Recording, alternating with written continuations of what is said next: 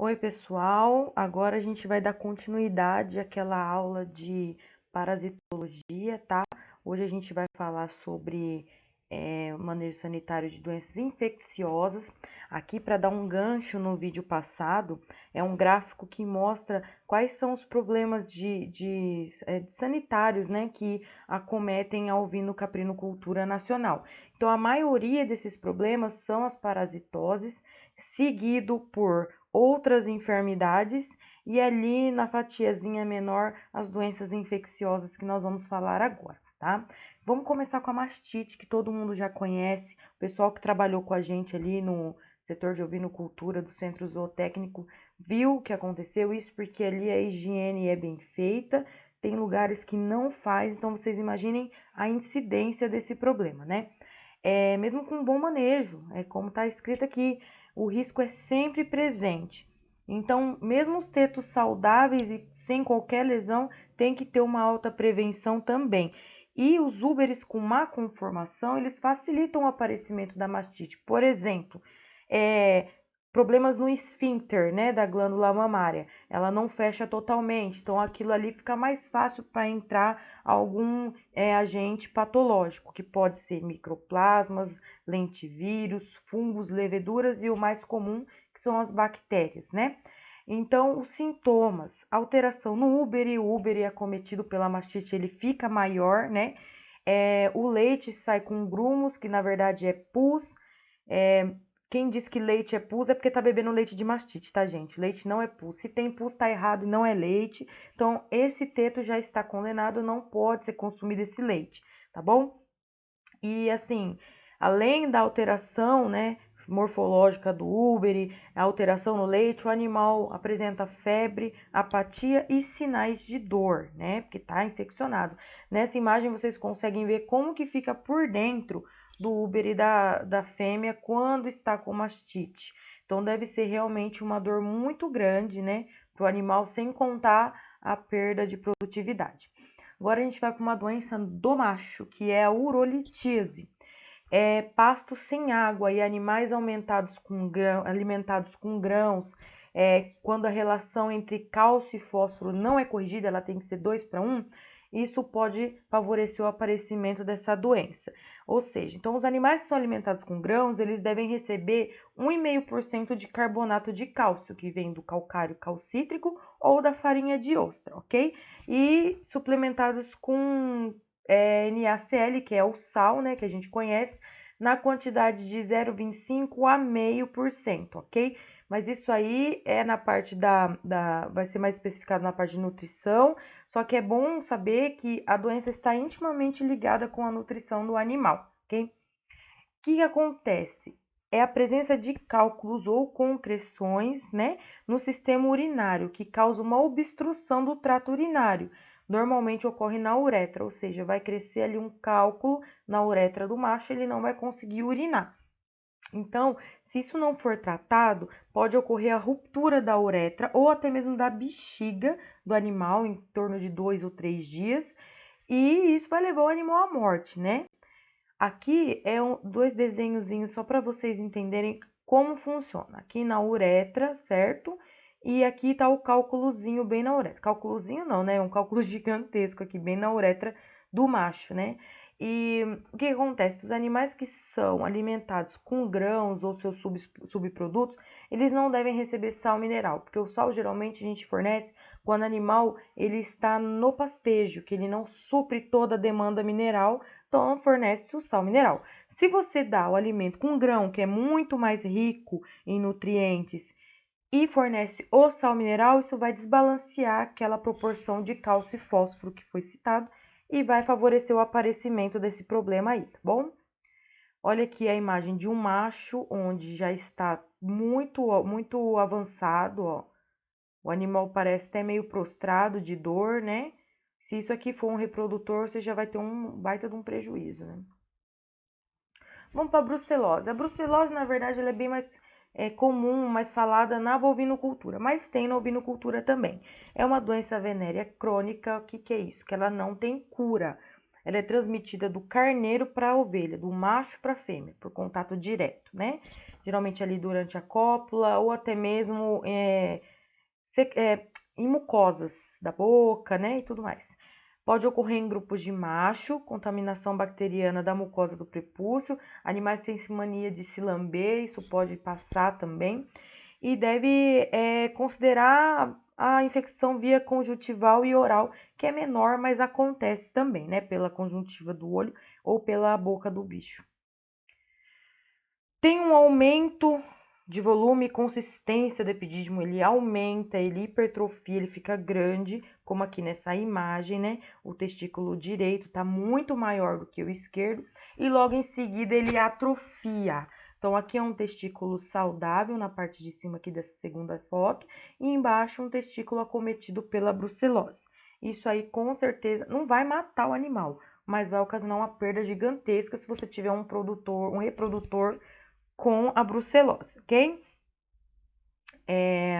Ainda falando da brucelose, o sintoma clínico é manifestado durante o período de reprodução, né, porque ela é uma doença do trato reprodutivo, e ocorre morte embrionária, que são os abortos, ou o nascimento de cordeiros fracos.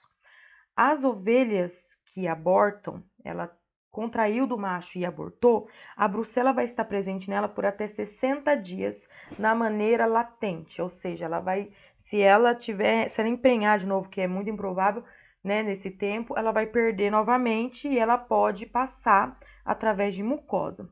Elas são eliminadas gradativamente pelas descargas uterinas, placentárias e no leite, ok? Ela teve a brucela, ela contraiu a brucela, ela abortou, então na placenta e no leite dela vai sair essa doença. É pouco considerada, porque a ovelha, na verdade, ela produz uma autocura temporária. Como assim? Ela não vai atrofiar o útero dela como atrofia o testículo do macho.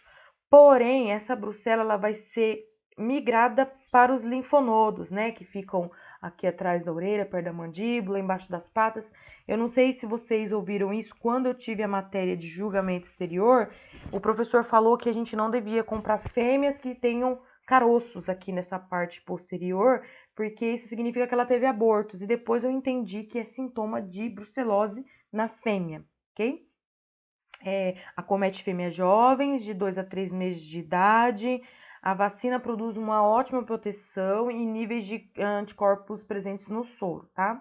Não deve ser aplicada em ovelhas prenhes ou em lactação. E é uma zoonose, então deve tomar muito cuidado com esse tipo de problema, ok?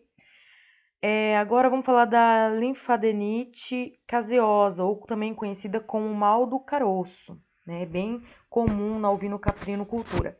É a formação de abscesso nos linfonodos superficiais, internos e em órgãos, né? Os linfonodos, como eu falei, eu vou mostrar para vocês aqui mais para frente nas fotos. Ó, aqui é uma cabra, né? O linfonodo bem inchado e logo do lado o rim também com esses abscessos aí, ó. Tá vendo? Então pode ocorrer tanto externamente quanto internamente.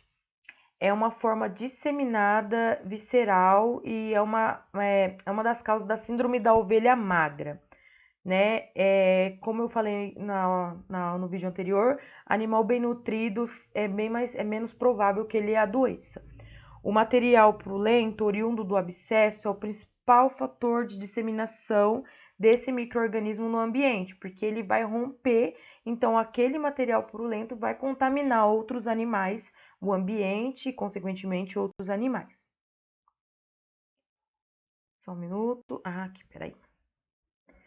Então, isso pode ser um problema, né? Quando você importa animal, você comercializa animal e compartilha animal sem exame clínico. O que acontece é ter muitos pequenos produtores compartilhar, né?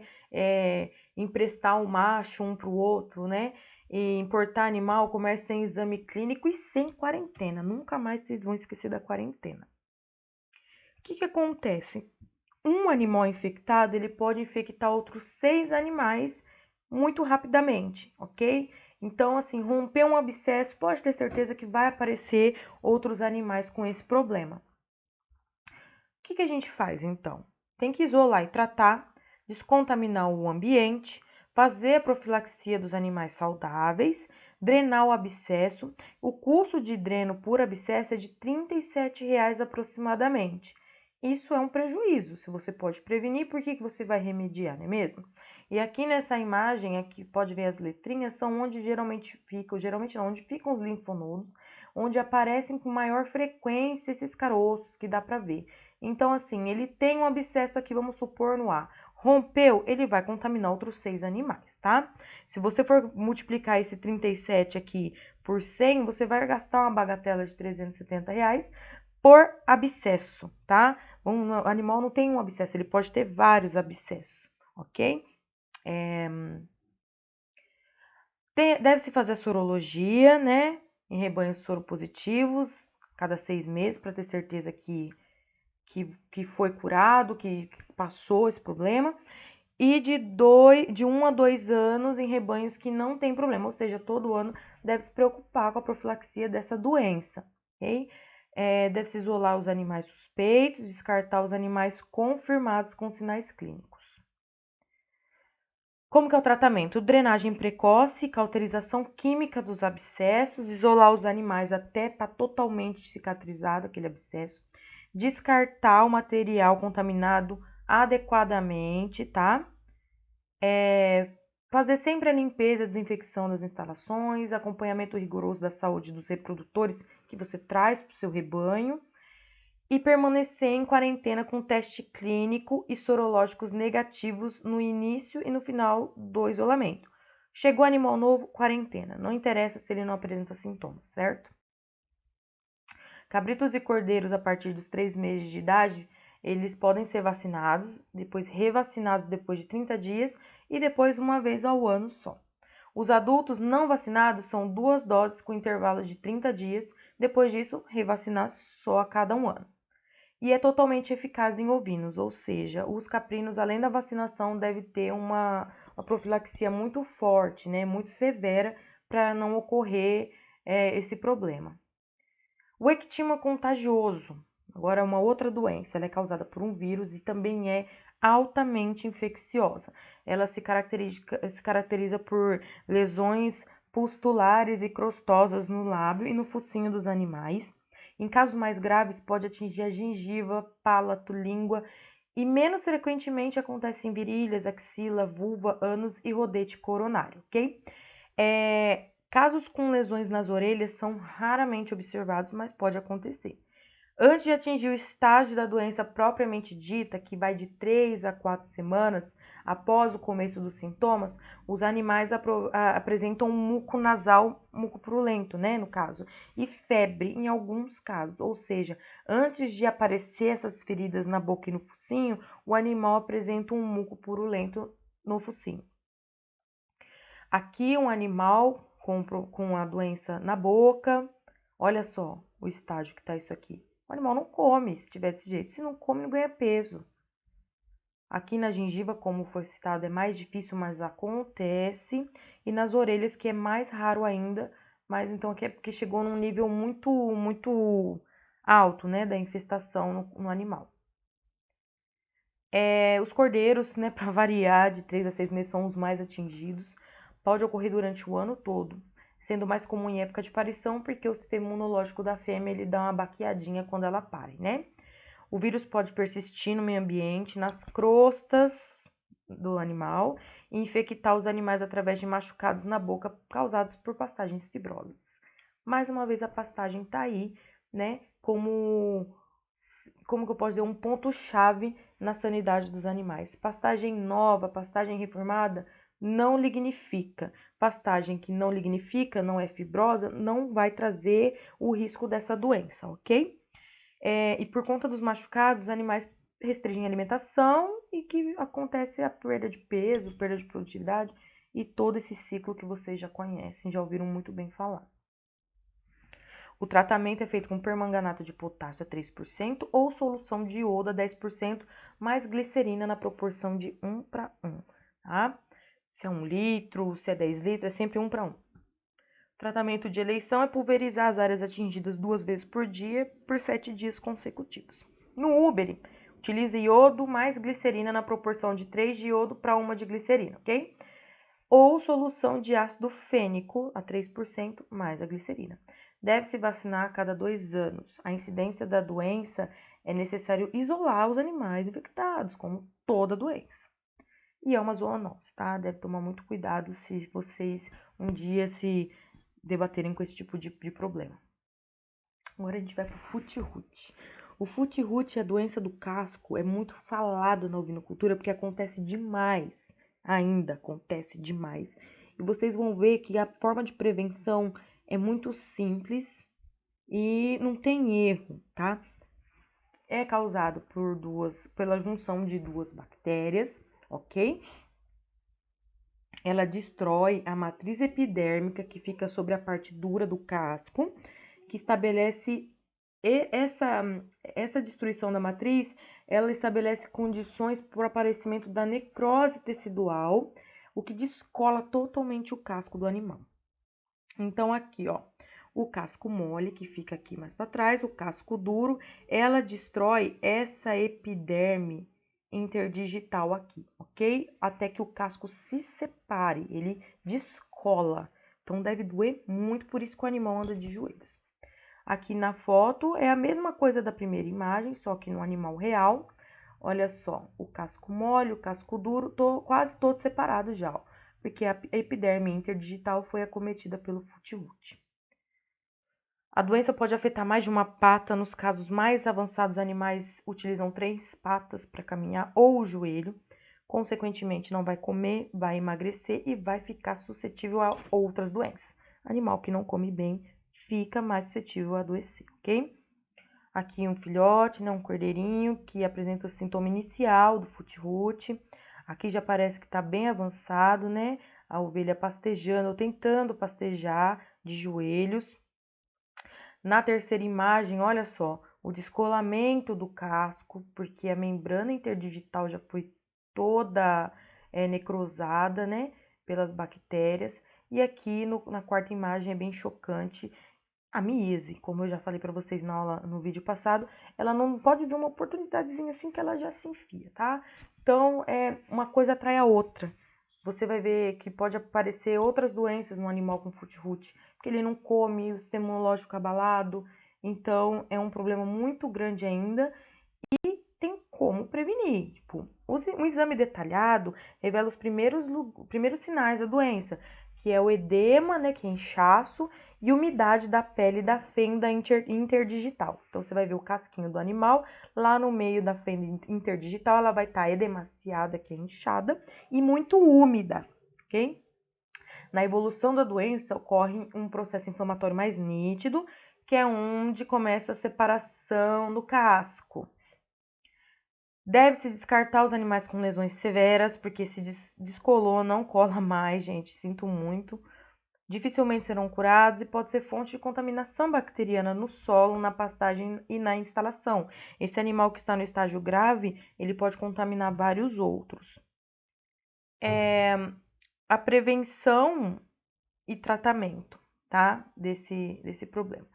O casqueamento, quando começar a surgir as dobras, né? Como que você vai saber? Ah, eu tenho 1000 animais. Quando você vai pesar para fazer qualquer outro manejo de rotina, observa o casco dos animais. Começou a surgir dobra, tá na hora de casquear, ok? E o pedilúvio, né? O pedilúvio pode ser tanto com prevenção quanto com tratamento, né? Que pode ser feito de 1 a 2 vezes no ano. No início da época das chuvas, que é onde fica tudo mais úmido, que favorece o aparecimento dessas bactérias, né? Procura colocar os animais em um pasto que tenha ficado em descanso por pelo menos 15 dias, para não ter o risco dele sair do pedilúvio e ter contato com a doença novamente. Isso logo após, né, ele passar pelo pedilúvio. Então, tem vários tipos de pedilúvio que pode ser feito. Com sulfato de zinco a 10%, mais 10 quilos, você usa 10 quilos desse produto em 100 litros de água. Sulfato de cobre a 10%, 10 quilos desse produto em 100 litros de água. E o formol a 2,5%, que geralmente é o mais utilizado, que são 6 litros de formol, né, a 40%, em 100 litros de água, ok? E tem o pedilúvio curativo, que é feito com tratamento antibiótico à base de florfenicol, tá? Vamos pra raiva também. A raiva é um negócio triste, né, gente? Ela causa uma encefalomielite aguda e fatal, que é uma inflamação do cérebro. Salivação, as pálpebras paralisam, o olho do animal fica aberto, assustador, né? Uma paralisia geral. Nos herbívoros, a forma paralítica pode ocorrer, é mais a forma paralítica nos herbívoros, ok? Ele paralisa, vocês vão ver fotos. A forma furiosa, que é um animal ficar extremamente agressivo, que nem acontece nos cachorros, é muito raro acontecer em herbívoros, mas pode acontecer, ok? Aqui nessa primeira imagem, vocês conseguem ver um animal com muita salivação e com as pálpebras paralisadas. E na segunda, um bezerro totalmente paralisado. Eu coloquei foto de bezerro porque é muito difícil achar na literatura fotos em ovinos, ela é mais comum em bovinos. Eu acredito que seja por dois motivos, que o ciclo da ovinocultura é muito mais rápido e que a maioria dos animais, a proporção dos animais lanados é muito grande, o que dificulta o acesso do morcego em áreas mais fáceis de se segurar para lamber os machucados do que nos bovinos. Esse aqui é um morcego hematófago Desmodus rotundus, ele é o maior transmissor do vírus. Tem mais de um morcego hematófago, mas esse carinha aqui, bonitinho, é o principal transmissor, tá? Então, deve-se vacinar o rebanho uma vez por ano, né? Em caso de incidência no local. Comunicar a existência de abrigos de morcego na propriedade, né? Para vigilância sanitária. Notificar os casos de morte de animais com suspeita, tá? Ó, eu acho que o meu animal morreu de raiva. Notifica que eles vão recolher esse animal e vai fazer o exame para ter certeza se é. Se foi, aí sim os animais deverão ser vacinados, porque tem incidência do morcego que é o vetor dessa doença, né? E é uma zoonose perigosíssima, tá, gente? É terrível. Quem puder procurar artigo de pessoas contaminadas com raiva é chocante, ok? Agora a gente vai para ceratoconjuntivite, vocês já podem imaginar. É a pink eye, ou doença do olho rosado. Olha só, parece tão bonitinho, mas é terrível. É uma inflamação da córnea e da conjuntiva, são estruturas internas que compõem os olhos. Então, ela afeta o sistema oftálmico dos pequenos ruminantes. Acomete animal de qualquer idade, porém, tá lá os nossos pequenininhos, né? Os cordeiros, borregos, cabritos são os mais acometidos e muito mais comum em confinamento, né? Lugares superlotados. No verão e no outono por conta das moscas que são os vetores desse problema. Aqui o animal no estágio inicial do pink eye, tá? Como forma, ó. E aqui já é um estágio mais avançado, pode ver que fica rosa mesmo o olho, né? O que acontece? Ó, ele inflama toda essa córnea conjuntiva do animal. Então, aqui está, né, uma visão onde ela acomete o animal, ó. Tem o epitélio, o estroma e tudo mais. Essa é a estrutura da córnea. Toda essa estrutura aqui detalhada, ela é acometida. E isso porque ela pega a córnea e a conjuntiva do animal. Então, vocês imaginam o estrago que não causa, né, na visão do animal. Aqui nessas fotos são casos mais severos, né? O animal não consegue abrir o olho. Olha só aqui na terceira imagem, que dó. Acontece a hiperemia conjuntival, lacrimejamento, blefaroespasmo, que é a dificuldade de manter os olhos abertos, fotofobia, né, não consegue ficar em lugares claros. Em casos avançados, acontecem a opacidade, ulceração de córnea, correndo o risco de perder a visão. Como que a gente diagnostica, então, que ele já está com úlcera de córnea? Você deve instilar 2 gotas de fluorescerina, né? Massagear as pálpebras por 30 segundos, retirar o excesso com soro fisiológico.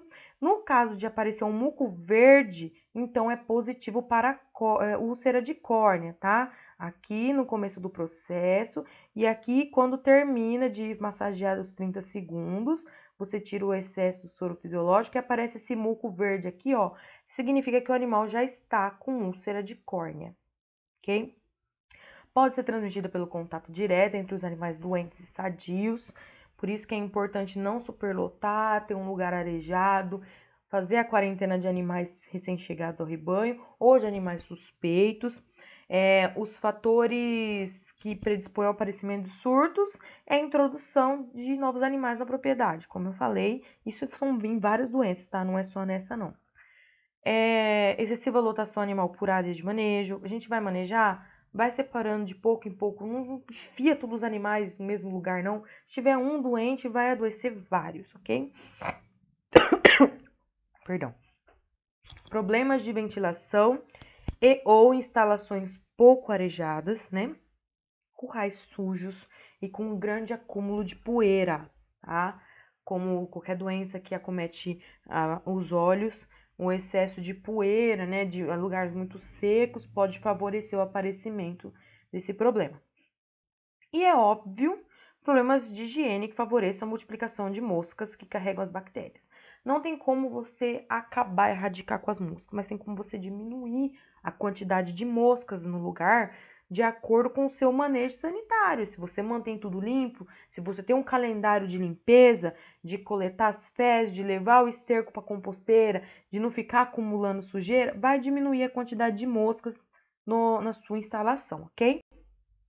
O tratamento de eleição consiste em meio ml de antibiótico de baixo peso molecular subconjuntival, gentaicina, oxitetraciclina, penicilina, né? Junto com um colírio anestésico, tetracaína, 0,5%, mais injeção de insulina. Isso deve se repetir depois de 72 horas, se for necessário, dependendo do estado que o animal está, tá? Deve ser feito com acompanhamento de um médico veterinário, que ele entende melhor dessas dosagens de medicamento, ok? Mas aqui que eu tô deixando claro para vocês que tem como tratar, só que não deve ser barato, tá? Os corticoides devem ser ministrados somente na ausência de úlcera córnea. A acetilcisteína, que é contra a mucoviscosidade, para combater a colagenase. Aplicar vitamina A e vitamina E no animal e tratar sempre os dois órgãos. Por mais que um só apresente sintoma, trata os dois, ok? A prevenção e controle é em práticas de manejo quando você tem que diminuir o máximo possível a ação dos vetores, como eu já citei, a quantidade de poeira, né? A diminuição dos casos clínicos está associada a medidas preventivas como limpeza diária das instalações, desinfecção completa das mesmas a cada 7 dias após limpeza prévia, ou seja, todos os dias você limpa ali o excesso, a cada 7 dias você faz aquela faxina na sua instalação. Isolamento dos animais que apresentam o quadro clínico, manejo do pastejo para manter o relvado nas alturas mais adequadas. Como assim? Se o animal ele pasteja, né, ou tenta pastejar naquele rapado que a gente conhece, ele vai ter mais contato com poeira, certo? Então, aí mais uma vez entra o manejo das pastagens na prevenção de doenças, tá? É um manejo do rebanho baseado nos princípios de bem-estar, ok? Sem judiar dos animais, sem pôr muito animal no mesmo lugar, e a quarentena de animais recém-adquiridos por no mínimo 15 dias, certo?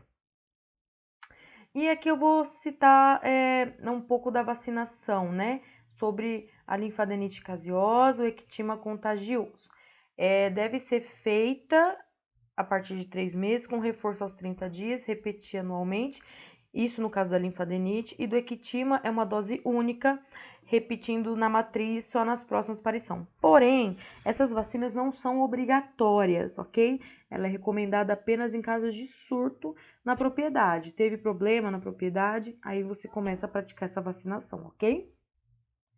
E para a gente finalizar esse vídeo de hoje, eu trouxe esse gráfico bem simples de entender. Como? Vamos lá. Aqui do nosso lado, na linha vertical, tem uma linhazinha azul que cai.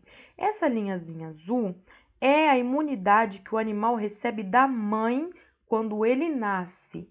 Ela vai caindo, vai caindo.